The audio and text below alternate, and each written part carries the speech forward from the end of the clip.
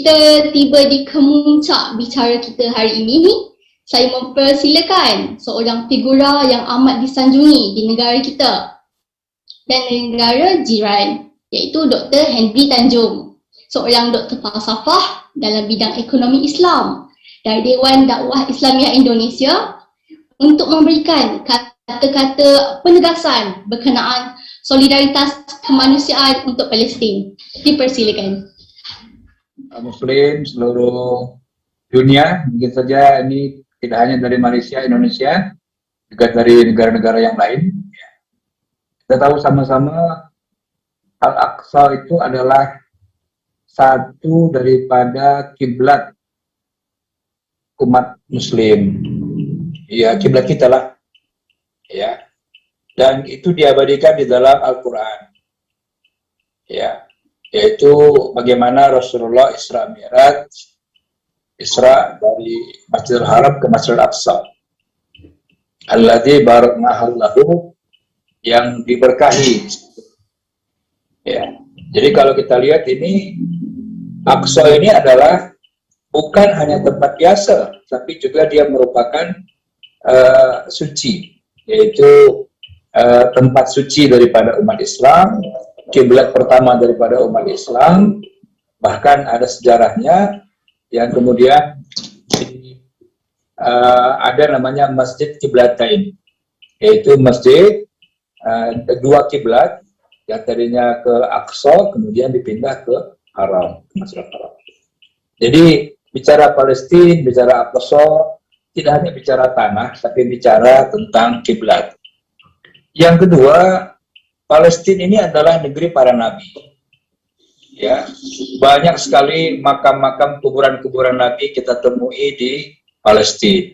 Ya, bahkan kalau kita lihat salah satu tempat yang dimana tiga agama berkumpul itu adalah di Palestina itu. Ya, ada Yahudi, ada Kristiani, dan ada Islam. Artinya apa? Artinya ini merupakan tempat negeri para Nabi yang bukan tempat biasa.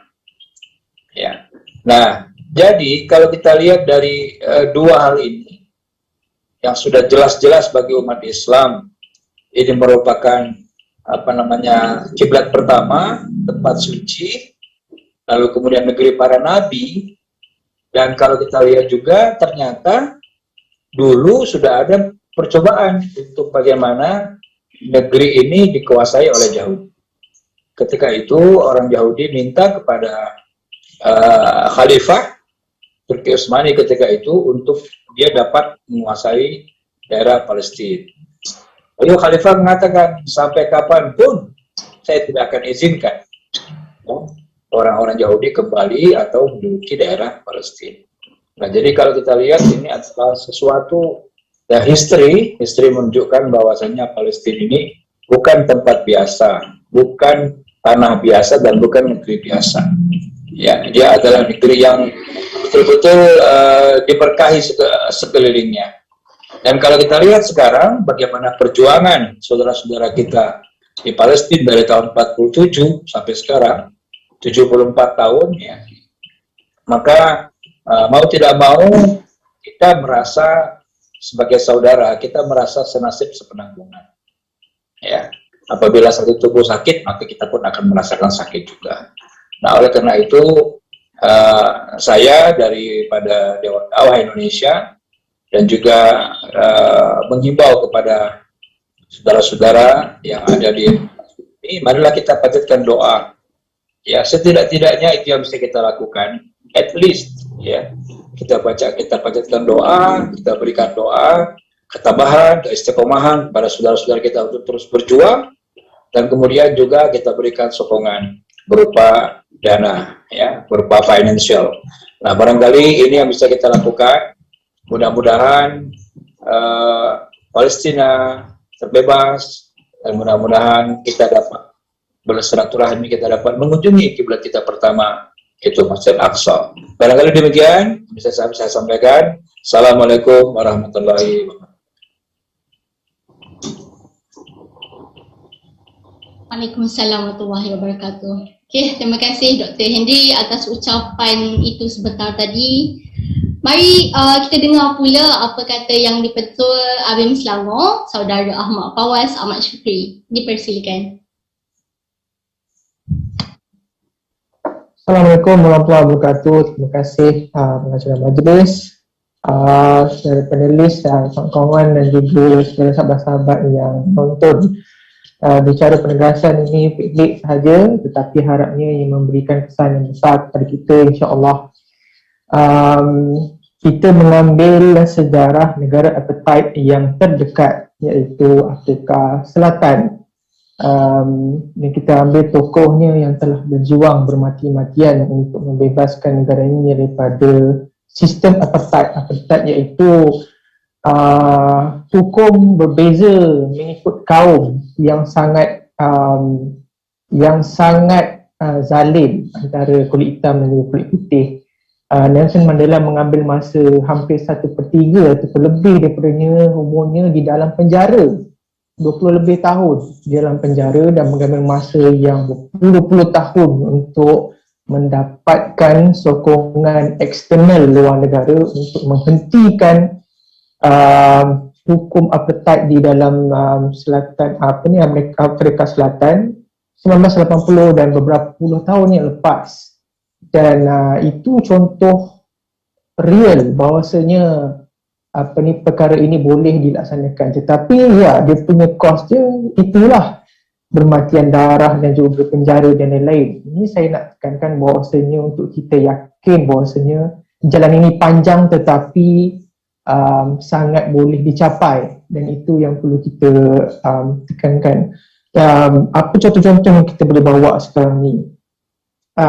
Kita mengquote seorang tokoh Yahudi sendiri, namanya Norman Finkelstein, kan? Dia popular sangat video dia. Dia ambil pendekatan public opinion ataupun pandangan secara orang ramai, yang mana pada pandangan dia itu 2010, sebelum tu 20 tahun sebelum tu tidak ada pun negara yang berani untuk menyatakan tentang Israel sebagai negara apartheid. Jadi sekarang ni public opinion sudah berubah, seperti banyak yang Prof Rizal sebutkan tadi. Ramai negara yang berani untuk menerangkan tentang perkara tersebut, dan ini pun diteruskan. Malah kalau orang muda yang suka tengok bola, siapa yang tahu Leicester City menang FA Cup hari tu, dua pemain Islam negara memandang bendera Palestin, dan tidak ada apa-apa tindakan. Begitu juga dengan Manchester United, beberapa Paul Pogba dan beberapa pemain Islam yang membanggang negara Palestin menunjukkan solidariti. Ada beberapa kelab yang yang masih mengambil pandangan anti-Semitism juga, seperti Chelsea dan juga Arsenal. Jadi siapa yang sokong Chelsea tu dah boleh tukar tim cepat-cepat. Jadi benda tu tak pernah berlaku dulu. Malah di dalam Ireland, seperti yang Prof Fakiti cakap tadi, bendera Palestin berkibar di dalam kelab-kelab bolanya. Ya, ada tentangan sedikit daripada UEFA tapi tidak kuat. Jadi benda tu baru. Bella Hadid, Gigi Hadid dan juga yang lain-lain. Benda tu semua adalah progres, dan itu memberi petanda bahawasanya insya-Allah dengan doa dan berkat semua, kita perlu membentuk public opinion ini dengan lebih keras. Jadi kalau kita tidak perlu mahu membincang tentang two state solution, apa public opinionnya? Satu, mengesahkan Israel itu ialah negara apartheid, yang mana memang Human Rights Watch yang dikatakan Prof Titi tadi dah mengesahkan dua hukum besar yang telah dia langgar, dan juga mengesahkan sendiri negara Palestin itu sebagai negara yang berdaulat. Jadi kalau kita tak nak ambil perkataan two state solution, kita ambil perkataan mengesahkan Palestin dan juga mengesahkan Israel itu sebagai negara yang mengamalkan apartheid dan penghapusan etnik yang besar. Jadi itu semua adalah progres, dan kita perlu optimis terhadap apa yang berlaku sekarang ini. Sebagai orang muda, sebagai Abim dan juga lain-lain, kita perlu mengembangkan lagi public opinion ini, seperti Abim Selangor contohnya, melalui segala kemampuan kita, poster, video, dan juga lain-lain. Dan saya ucapkan tahniah kepada GPM dan juga BIM yang lain, engage dengan political supaya public opinion ni terjemah kepada political will di dalam Malaysia dan juga di luar negara. So akhir sekali, untuk kita make sure sebagai secara individu, marilah kita mengesahkan kita dalam semangat kita ni disaluti dengan ilmu dan pengetahuan. Banyak elemen yang Prof. Rizwan sebutkan tadi, yang Ibu Ustazah sebutkan tadi, elemen politiknya, elemen agamanya, elemen sejarahnya dan elemen kemahiran, supaya kita menyokong Palestin ini bukan hanya dasar sentimen agama, which is betul, dan juga akidah, tetapi juga atas dasar prinsip ilmu dan juga prinsip moral, yang mana Prof juga tekan tadi bahawasanya kezaliman tidak akan menang selamanya. Moral lah yang akan menang selamanya, bahawasanya kita supaya berdiri atas dasar prinsip dan moral, supaya walaupun sekarang ni Palestin, sekarang ni berlaku di Myanmar contohnya, orang bukan Islam telah dibunuh, kita perlu cakap benda yang sama. Kristian di Afrika yang sedang dibunuh oleh ekstremis Islam, kita perlu cakap benda yang sama, dan dia ditranslate kepada political will di universiti, insyaAllah. So itu daripada saya, semoga kita berjaya membebaskan Palestin, insyaAllah. Wallahualam. Baiklah, terima kasih Saudara Ahmad Fawaz atas ucapan penegasan itu tadi. Seterusnya, suka untuk saya dengarkan kata-kata daripada Saudara Khairuddin Zahari, Presiden Persatuan Pelajar Islam Selangor Darul Ihsan. Dipersilakan.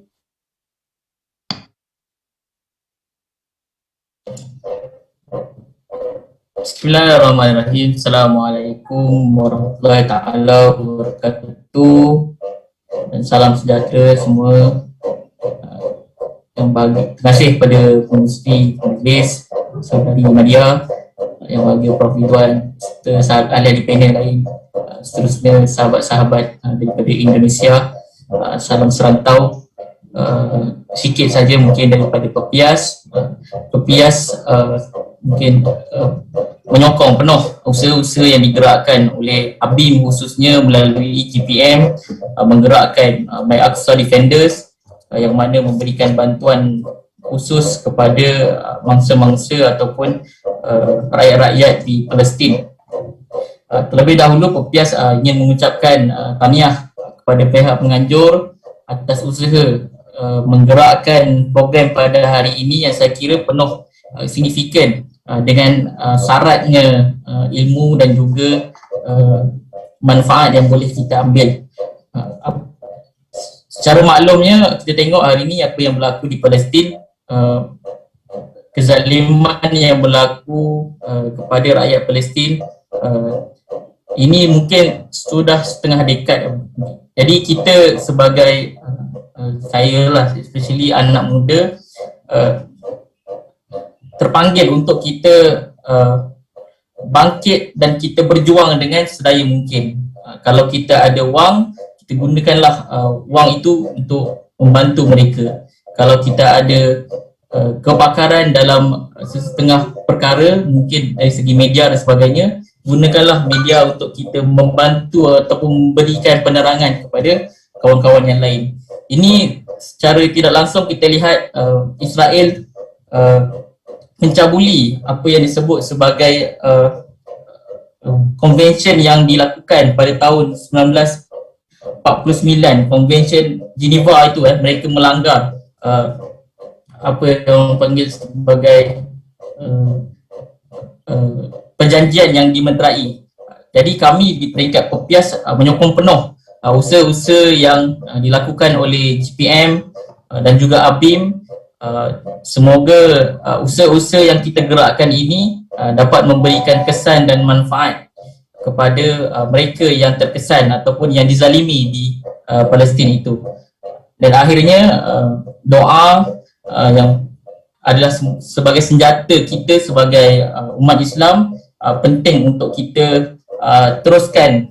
Moga-moga satu hari nanti bumi Palestin ini bebas daripada cengkaman Israel. Saya kira itu saja. Wallahualam. Assalamualaikum warahmatullahi wabarakatuh. Waalaikumsalam warahmatullahi wabarakatuh. Terima kasih.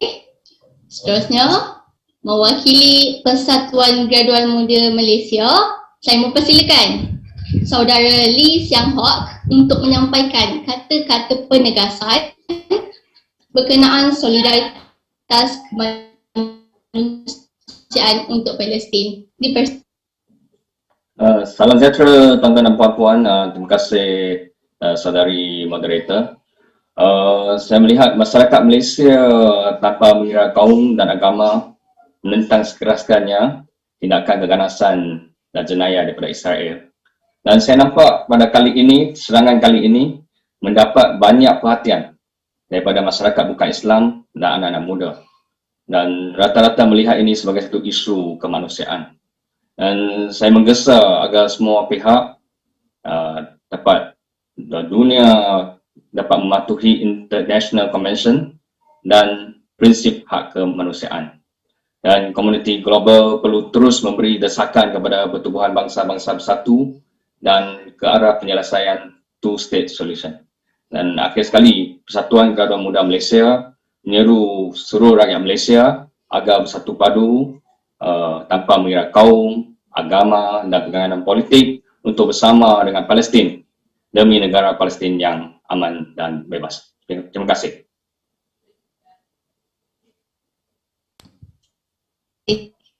Saudara Lee Siang Hock atas ucapan itu tadi. Baiklah, kita terbang semula ke Indonesia bagi mendengarkan kata-kata penegasan yang terakhir oleh seorang doktor falsafah juga seorang pensyarah di Universiti Negeri Aeronavi Aceh, Indonesia. Saya mempersilakan Dr. Hafaz Furqani. Baik, terima kasih. Assalamualaikum warahmatullahi wabarakatuh. Alhamdulillah luar biasa program kita pada hari ini untuk membuktikan bahwa kita semua masih peduli dengan Palestina. Dan ini memang janji Allah bahwa Israel itu akan hancur ya.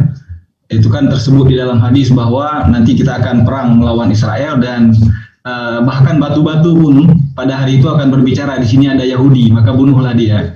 Nah, ini sebuah janji yang harus kita yakini bersama. Akan tetapi pada saat hari ini sebenarnya bangsa Yahudi ini, bangsa Israel ini mereka tidak kuat ya. Karena kalau kita baca sejarah kembali, Israel itu didirikan berasal dari kaum-kaum lemah yang ada di seputar Eropa. Kemudian mereka ya sama-sama diangkut, didorong untuk pergi ke bumi Palestina untuk menumbuhkan negara Israel. Nah, ini orang-orang yang semuanya mencari nyaman ya, menjadi kenyamanan hidup. Sehingga mereka itu tidak ada daya juangnya. Untuk melawan anak kecil Palestina saja mereka ketakutan. Nah, akan tapi dunia Islam pada hari ini sangat lemah ya. Nah, saya melihat ada dua perkara di sini. Yang pertama karena persatuan umat Islam tidak ada. Yang kedua karena makar-makar Yahudi. Jadi Yahudi ini tidak hebat, tidak kuat, tetapi mereka punya makar-makar yang luar biasa. Nah, di dalam Al-Quran disebutkan bahwa wa makaru wa makarallah wallahu khairul makirin. Mereka membuat makar, Allah juga membuat makar, dan sebaik-baik pembuat makar itu Allah Subhanahu wa taala. Nah, hari ini kita sangat berharap ada makar-makar yang dilakukan oleh negara-negara Islam. Jadi makar-makar yang dilakukan oleh negara Islam ini saya pikir masih belum ada, dan kita masih belum bisa menandingi makar-makar ataupun konspirasi-konspirasi yang dilakukan oleh kaum Yahudi. Tadi Prof. Nazari sudah mengajak kita semua untuk sadar akan hal ini. Untuk yang pertama memboikot produk-produk Israel, tetapi boikot ini seruan yang sudah sangat lama juga dan tidak efektif sampai hari ini. Nah, perlu diciptakan program-program yang lain, program-program makar yang sanggup menandingi Israel ataupun menandingi Yahudi. Terakhir saya ingin mengucapkan bahwa kita jangan lupa sebagai negeri yang kita yang hidup di daerah di negeri-negeri Melayu ini, Indonesia, Malaysia, akan jasa-jasa Palestina kepada kita. Untuk Indonesia, Palestina itu adalah negara yang terawal mengakui kemerdekaan Indonesia. Jadi tahun 1944 ya, itu Syekh Mufti Palestina, Syekh Muhammad Amin Al-Husaini memberikan sokongan kemerdekaan kepada Haji Agus Salim dan juga Presiden Soekarno terhadap rencana Indonesia untuk merdeka pada tahun 1945. Nah, pada abad ke-13 kita juga sudah berjasa dengan Palestina, di mana mufti kerajaan Aceh ataupun mufti Kesultanan Aceh yang pertama itu adalah Syekh dari Palestina, yaitu Syekh Abdullah Kanaan. Dan beliau berasal dari Kanaan, kemudian bersama Sultan Merah Johansyah ataupun Sultan Ali Muhayyad Shah mendirikan Kesultanan Aceh di Banda Aceh pada abad ke-13 tahun 1205. Nah, ini adalah lanjutan dari Kesultanan Islam Samudra Pasai. Nah, jadi hubungan ini sudah sangat lama dengan Palestina. Nah, saatnya hari ini kita tunjukkan kembali, kita balas kembali budi baik Palestina kepada negeri-negeri di Nusantara ini dengan memerdekakan Palestina. Terima kasih. Assalamualaikum warahmatullahi wabarakatuh.